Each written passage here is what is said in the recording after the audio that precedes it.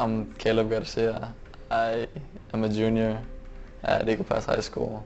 My first sport playing was actually soccer. I was younger, as at the age of 3, I believe. After that, I started football at age 6, and I played up until I want to say sophomore year. Yeah, it's just kind of been my sport.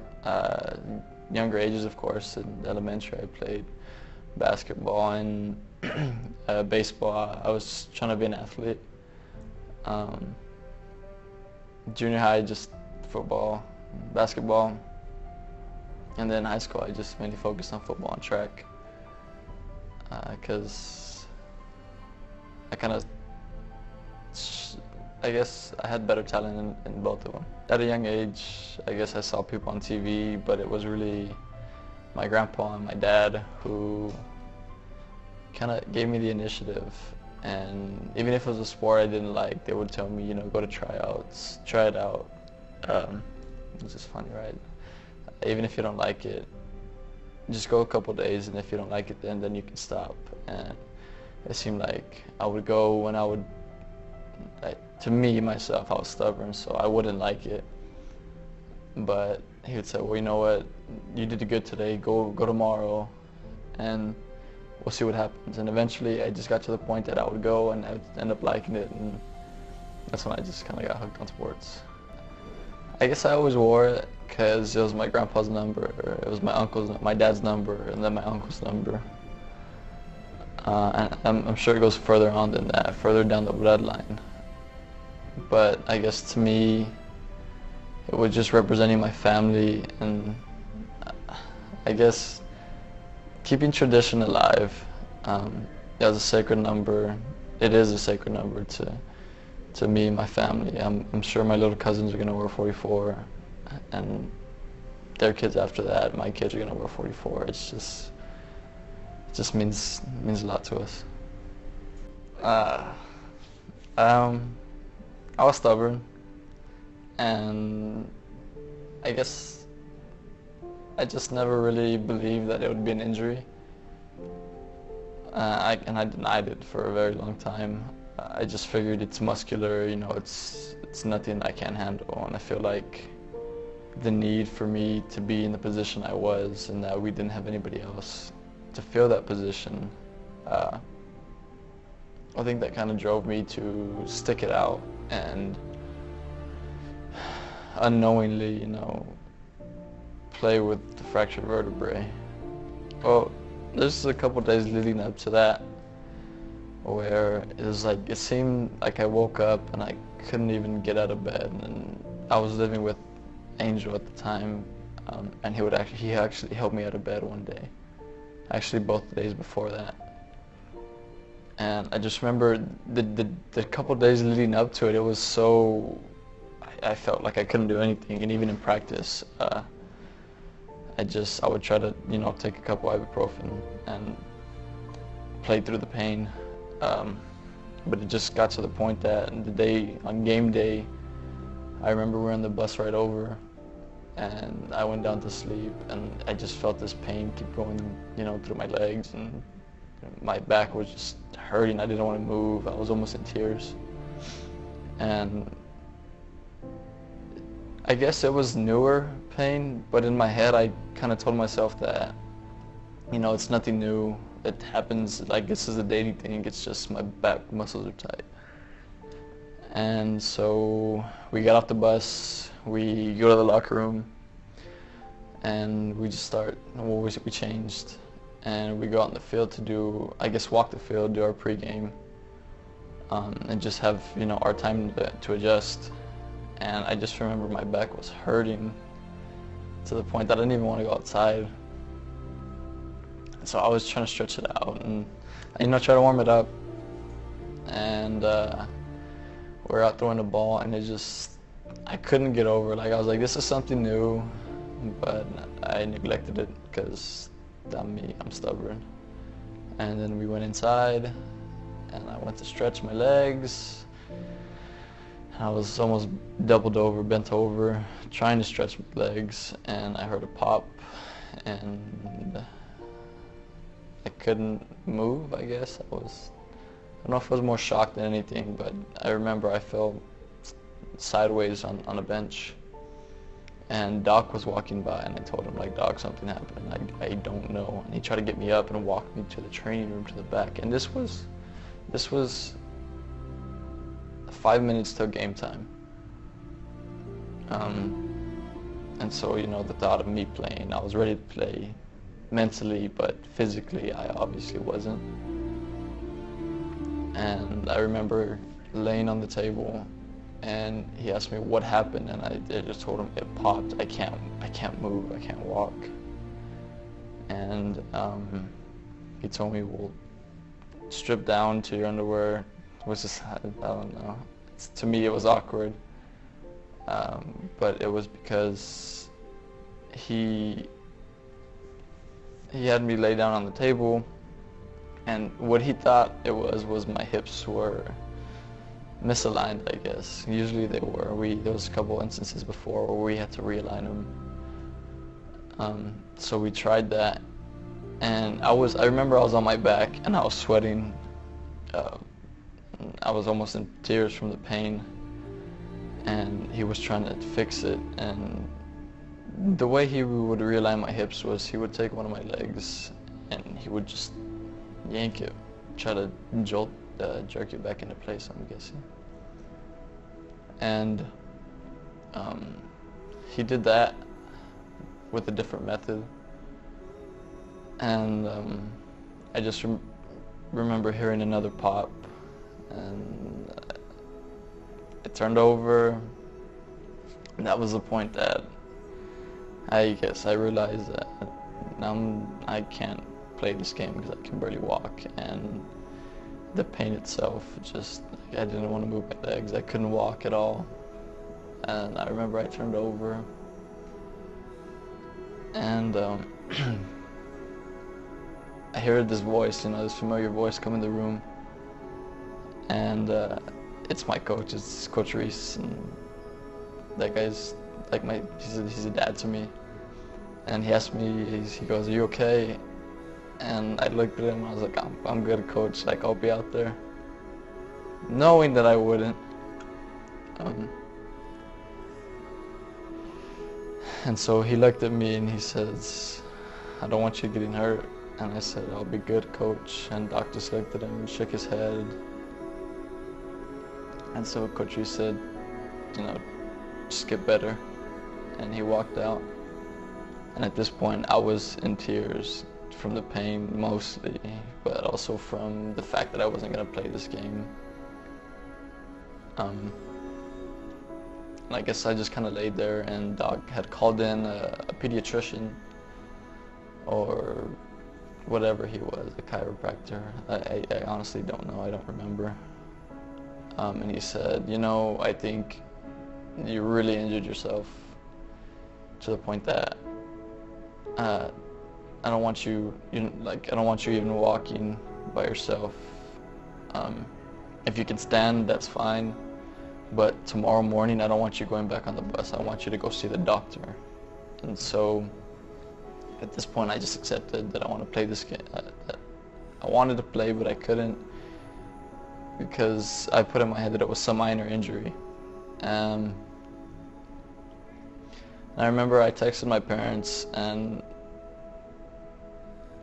I don't know why, but I was apologizing because I told them how much I wanted to play, and that I wasn't going to play that game, even though they made the trip, and they were more worried about my health. But I guess I accepted it, and it took a while for me to finally wrap my head around the fact that I couldn't play this game, but I was still going to play other games. That's what I kept telling myself. And so they had to help me get dressed, because I stood up, and it seemed like any time I leaned forward, leaned backward, just the slightest bit, I'd get a shock of pain to my spine and down my legs, and it was, you know, it brought tears to my eyes. And they helped me get dressed. I stayed in the locker room for a while because I broke down. I didn't want to break down in front of everybody, so I kept that time to myself. And when I finally went outside, it was second quarter, and we were up. That game, it was one of the few games we actually were the team we were supposed to be, and it sucked being on the sideline and cheering them on when I couldn't do anything about it, because that's my team. I was supposed to be out there leading them, doing everything I could to help us win. And we ended up winning, and I stayed with my parents. Right after the game, I said bye to the coaches, said bye to my teammates. They wished me good luck, that they hoped I get better, and they sent me off with my parents, with my mom, to San Antonio to a doctor. And the car ride over was the longest car ride I've ever been in, for the fact that I couldn't breathe without having some kind of pain in my back. Sleeping, we didn't sleep much. It was an emergency appointment, I guess, on a Saturday clinic, so we drove all night. Woke up early in the morning to actually find the clinic, and got in relatively fast. And by the time, since it started in the locker room, my walk wasn't even a walk. And it was almost as if I was shuffling. I couldn't pick up my feet. And so that carried over to the next night, and they saw me walk in, and everybody just kind of looked at me, and I just remember everybody's eyes on me, because they could obviously see that I was in pain. And we went up to the secretary, and she got us in right away, and it was real quick. It was we were in the back room in less than 5 minutes, and we were sitting there. And I remember this physician's assistant came in, and he wasn't the doctor, obviously. He was more of an intern. But he came in and he asked me, what happened? How do you feel? What can you do? What can't you do? Where's the pain mostly at? And so I explained to him, I was stretching, it popped, I can't walk, my back hurts.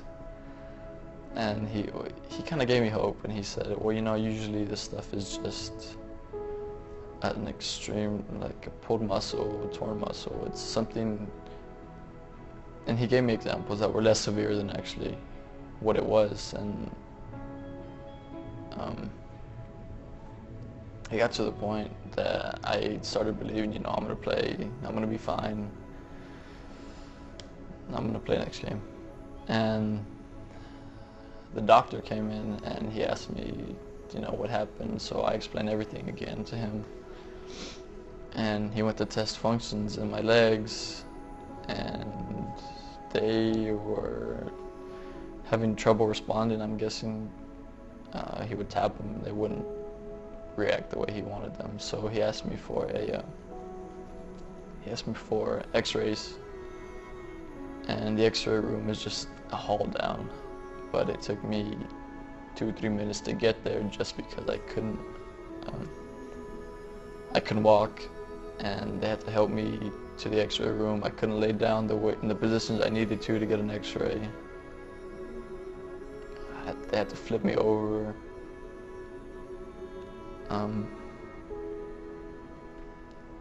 Then after that, we went back, and he showed us, we were in the room for a while, and he came in and he explained to us, usually these are really nothing, it's just pulled muscles, it's nothing serious. And he said that unfortunately, out of the 80% of people who have the pulled muscles or they're fine, their injury isn't anything, it's I was the other 20% that had stress fractures in my L5, and we needed more x-rays because he thinks the rest of the spine might be damaged too. And he explained to us that after the second x-rays that my L2 was fractured, 90% on each side, just where it connects, I guess, in the back of the spine. And for my L5, it actually had scar tissue from previous fractures, and he emphasized that it was previous, it wasn't just one. And he showed us a picture into where it was actually separated from the other vertebrae. It was slanted almost inward, and it had like a big old gap between where it was supposed to be.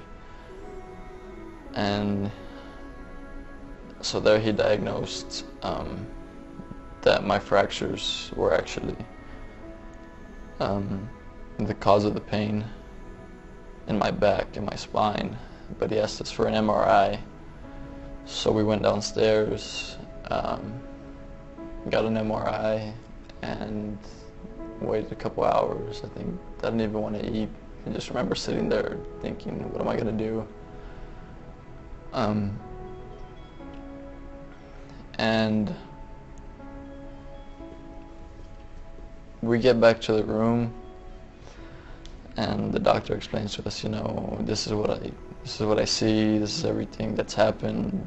My L2 is fractured, my L5 is severely fractured, and there is a possibility of surgery. And he just told me not to get my hopes too high for playing anytime soon. And to me, that was the deal breaker. I wanted to play football. I love football. You know, I grew up playing football. It's almost like I went to school to play football. I just did well at school because I was there. And we walked outside of the room, and he showed us the x-rays, and he showed us where I had fractures on my L2 and where my L5 was supposed to be jointed at, it was actually separated. And on the MRI he explained that the disc itself is bulging outwards just due to the misalignment. And he told us what we needed to do. We were going to go downstairs. I got fitted for a brace that went from my chest to just over my hips. That was hard plastic, strapped to the point that I could barely breathe. And I was stuck in it for 12 weeks, I want to say. After that, I remember I got out of it, and he told me, you gotta start PT. I'm gonna start PT, 3 months of PT. So it was a while, and I hated PT because it seemed like everything I do there was a restriction with my back. And no matter what I did, I was always feeling pain, and there was days that I would wake up and I couldn't even walk, and there's still days that I wake up and I have trouble. But PT just seemed to me like it got worse. It got a lot worse before it got better. And my second appointment of PT, I couldn't even, you know, lift or stretch or do anything because my back was I was in so much pain. But eventually we got it worked out with the doctor. We figured out that in the case that I have, I guess, any vigorous action or movement in my legs, that there's a good possibility that my disc can get inflamed, and it actually messes with my nerves that go to my legs. So I have to not only be cautious with what I do and how I work out, if I do work out, but I couldn't run, and there's too much of a risk that I'm gonna end up slipping a disc if I involve myself in any other action.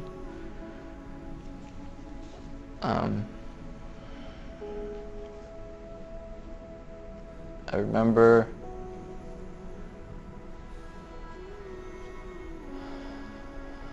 we went back for a checkup after PT, and we were sitting in the room, and it had been, I guess my back had been aggravated, or I ran wrong, or I slept wrong, and my disc was inflamed, and I was feeling shocks down my legs, and I was just having a hard time getting up, walking. And we explained this to the doctor, and he came back and told us, and I guess throughout the whole injury, my whole fear was being told, you're not going to be able to play.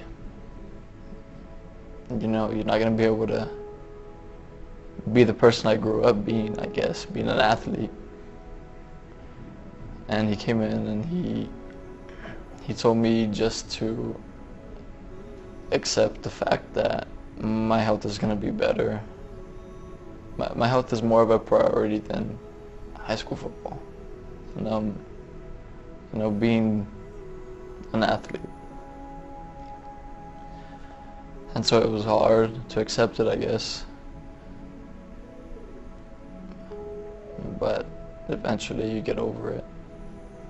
Not fully, but you find some way to accept it. And I guess that's when track became my priority, because discus wasn't as demanding, wasn't as physical as football.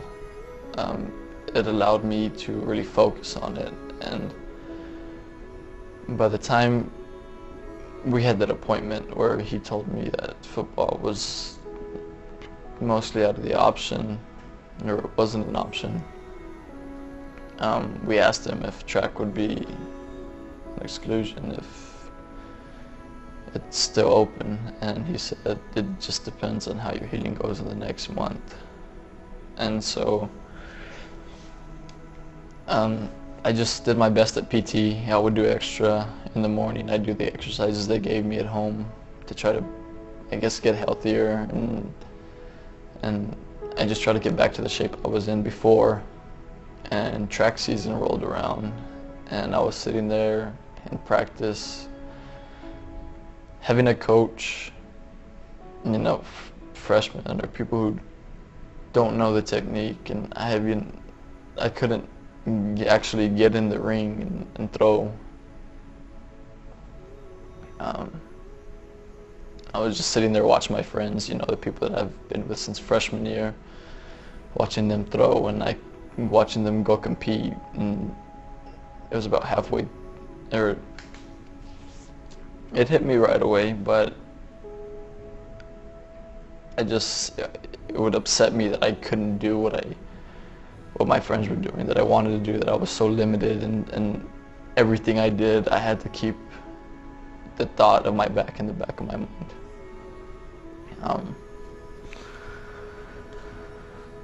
So finally we get to the appointment that we're having our reevaluation, and I guess it was one of the better appointments, if not, it was our last one. And we asked him, It was the day of a meet, actually. It was towards the end of the season, Border Olympics, the day of Border Olympics, where I thought I was gonna have to miss the meet and not be able to watch my friends throw or watch the competition because I had an appointment. But I guess it turned out for the better, because after the appointment, we just spitballed and we asked him, is there any way that I could throw discus? I could get cleared for discus, and his response was, I'm pretty sure we can do that. I just gradually work into it, don't overdo it, is what he told us. So he signed off. He signed off on our paper that said, I'm cleared. This was in San Antonio. The meet was in Laredo. So we hightailed it from San Antonio to Laredo. I got to the meet. I told coach that I'm cleared. And he said, do you want to throw? He asked me, are you sure? Are you sure? And I said, coach, I'm good. I can do it. I'm not hurt anymore, I guess is what I put in my head. And in a span of 4 hours, I was in one city getting cleared from a broken back, partially getting cleared, to throwing and placing and medaling in Border Olympics. So I guess that kind of gave me a confidence boost, and it was ugly, but my technique and I guess whatever strength I retained from PT or whatever else helped me in that it allowed me to perform. And I walked out of that meet with my head held high because no, I didn't win first place, but I could do something, I could not be confined to my couch or my bed, or not be confined to the limitations of how far I could bend because of the brace. I was out of it, and I was happy. And from then on, we refined my technique. We, I guess, perfected it as much as we could in the limited time. I think after Border we had 2 meets, or no, we had 1 meet, and then we had District, which is the meet that we it's either you move on or you don't kind of meet. It's either you perform or you crash and fall and burn.